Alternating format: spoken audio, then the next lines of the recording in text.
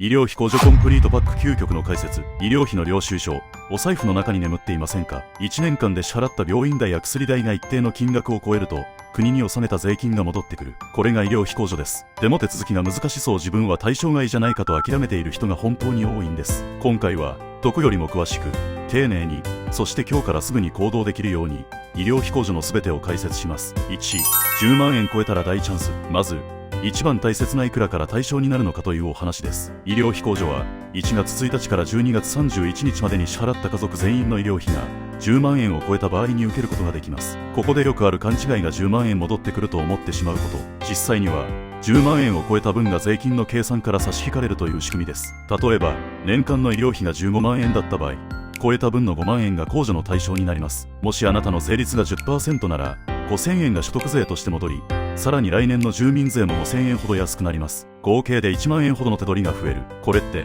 かなり大きな節税ですよね。2、これって対象 OK と NG の境界線。次に何が医療費に含まれるのかを詳しく見ていきましょう。実はお医者さんに支払うお金以外もたくさん対象になるんです。まずは OK なもの。歯の治療費はもちろん、親知らずの抜歯、インプラント、子供の成長に合わせた歯の矯正は対象です。視力回復のためのレーシック手術も OK。ドラッグストアで買った風邪薬、胃腸薬、頭痛薬、湿布なども治療目的であれば対象になります。意外と忘れがちなのが交通費。通院のために使った電車代やバス代は領収書がなくてもノートにメモしておけば医療費として認められます。逆に NG なものもはっきりしています。美容整形や見た目を整えるための歯のホワイトニング、健康維持のためのサプリメントやビタミン剤の購入、人間ドックや健康診断の費用も異常が見つからなかった場合は対象外です。また車で通院した時のガソリン代や駐車場代、お見舞いに来た人の交通費も認められません。3、生計を1にする家族分はまとめて OK。 ここが一番の裏技です。医療費控除は自分一人の金額で考える必要はありません。自分と一緒に生活している家族、つまり生計を1にする家族の分を全て合計していいんです。例えばお父さんが3万円、お母さんが5万円、お子さんが3万円の医療費がかかったとします。1人ずつでは10万円に届きませんが、家族全員分を合計すれば11万円になりますよね。これで10万円のラインを突破して医療費控除が受けられるようになるんです。しかも一人暮らしをしている大学生のお子さんや田舎に住んでいるご両親でも、あなたが常に仕送りをしているなどお財布が一緒の状態であれば合算可能です。4、妻の医療費を夫が払ってもいいの？共働きのご夫婦からお互い働いているけど合算できるの？という質問をよく受けます。答えはもちろん可能です。たとえ奥様が会社員で自分の健康保険に入っていたとしても、その医療費を実際に旦那様が支払ったのであれば、旦那様の確定申告でまとめて申請できます。夫婦どちらの申告書に入れてもいいのですが、ここで得をするための戦略があります。5、所得が高い人にまとめると得をする理由。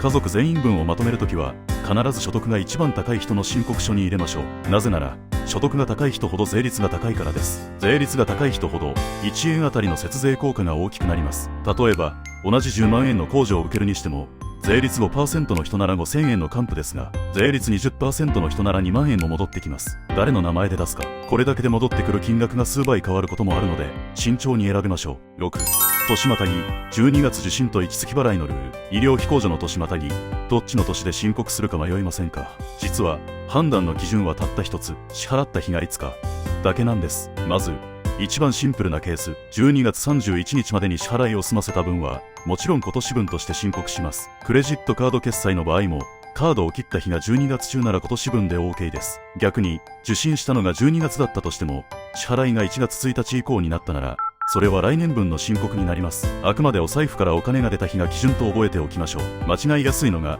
保険金や給付金を受け取るタイミングです。もし入院給付金などの入金が来年になったとしても、それは支払いをした年の医療費から差し引かなければなりません。お金をもらった日ではなく、対応する医療費の支払い日と同じ年に紐付けるのがルールです。高額療養費で後からお金が戻ってくる場合も同じです。もし申告する時点で金額が確定していなければ、概算の見込み額を差し引いて申告しましょう。まとめると、医療費控除は支払った日が全て、領収書の日付をしっかりチェックして正しく節税しましょう。7、医療費通知と領収書の賢い使い方。確定申告の時期になると健康保険組合から医療費のお知らせというハガキや書類が届きます。これがあれば1枚ずつ領収書を打ち込む手間が省けて非常に便利です。ただし完璧ではありません。この通知には11月や12月に受診した分が間に合わずに載っていないことがあります。またドラッグストアで買った薬代も載りません。通知をベースにしつつ載っていない分だけは領収書を見ながら自分で追加する。この2段階前が一番早くて正確なやり方です。8、マイナポータル連携で領収書集めを卒業。もっと楽をしたいなら、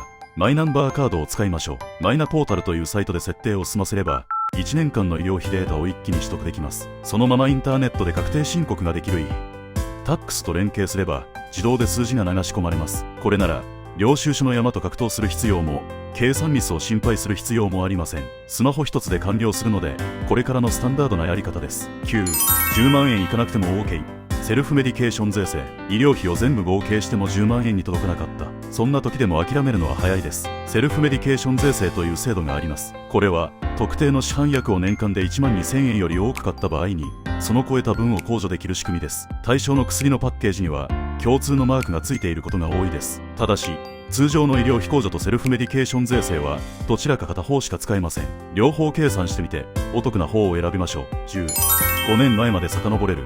公正の請求。3年前の領収書が出てきたけど、もう遅いよね。